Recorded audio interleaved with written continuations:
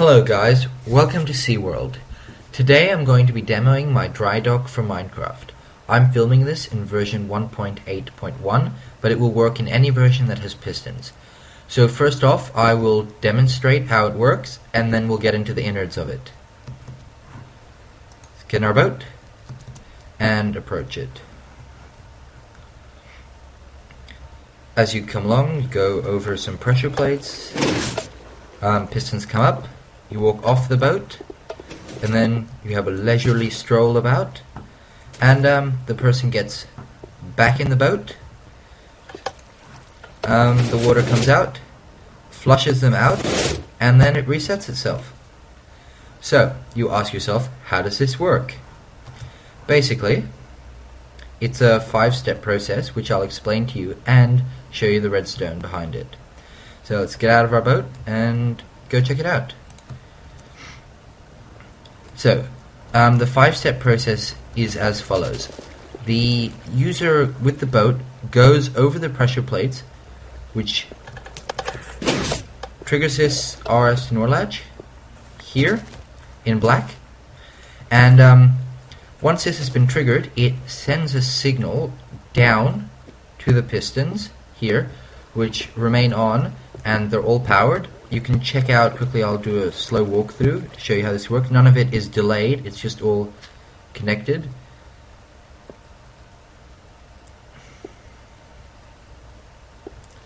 So really, when you build this, it can be really any dimension, but one of them has to be 3, because otherwise it becomes a bit difficult with the redstone torches. So you can have it as long as you want, but really, because the entrance to the dock is only 2 wide, you don't need more than 4.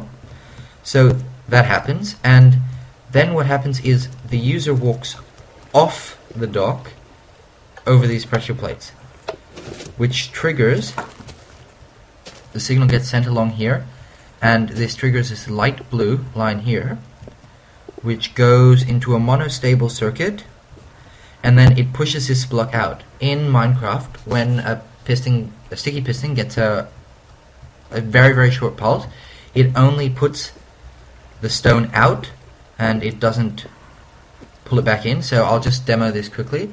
So we'll pull it back in, but then if it gets a very short pulse, it only puts it back out. So we'll leave it like that because the user has walked over the piston. What happens next is the person has gone for a leisurely stroll around, and as he wants to get back in his boat, he walks over the pressure plates again, which opens the water, lowers that, and then turns off the water. So I'll explain how that works in the system. The pressure plate signal comes through these blue blocks here, these dark blue ones, into this very interesting RS NOR latch. I'm using this design for one reason. I'll explain using over here. This RS NOR latch uses a minecart and a detector rail, and what happens is the signal only switches once you get off the pressure plate. So as you can see here, when I get on, well, it should, but it's not. So let me just reset this quickly. Okay, when you walk onto the pressure plate, this torch switches instantly, but this one only switches once you get off. As you can see, we get on, nothing happens. It switches when we get off, which is what we need for this design, because we want the user to be able to stand on the pressure plate as long as possible before getting on the boat, if he wants to. So that's what happens. It comes into this RS NOR latch, and it's in the off position here.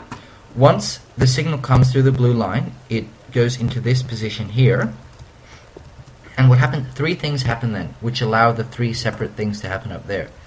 The first one, without delay, is the signal goes into these red blocks here, which are curved to stay away from this piston, because if you power this block here, or any of the ones around it, powers the piston, which just stuffs up the system.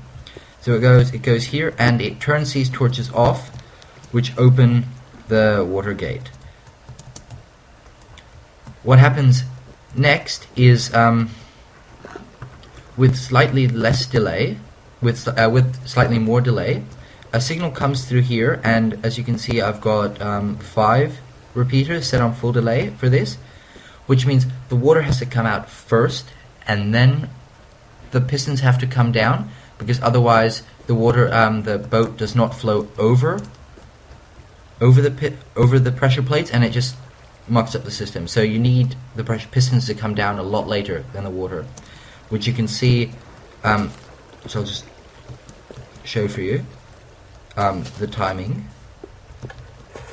So those are up. Walk over again. So the water comes out, and then there's quite a long delay before. So that resets this RS0 latch.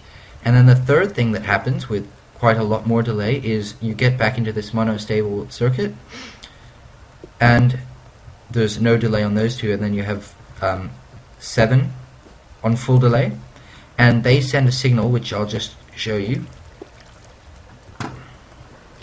The power comes through there, and then it switches onto the on position, and as you can see, a signal comes through here which turns this back off, which is what resets the system to its initial state. Okay guys, before I finish off the video, I just want to show you what you get when you download the map. It's quite a small file, less than 5 megabytes. As you can see, it's quite a small island as well. So what you get is color-coded blocks with explanations so that you understand what's going on down here.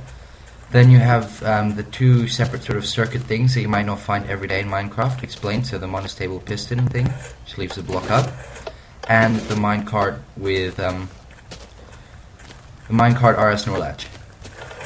Then you also have version 1 of the floodgate, which people saw in my first video. It's a lot more messy, but you can sort of see the logic behind the second build. It's slightly worse because you have to walk off the top to get it to flush.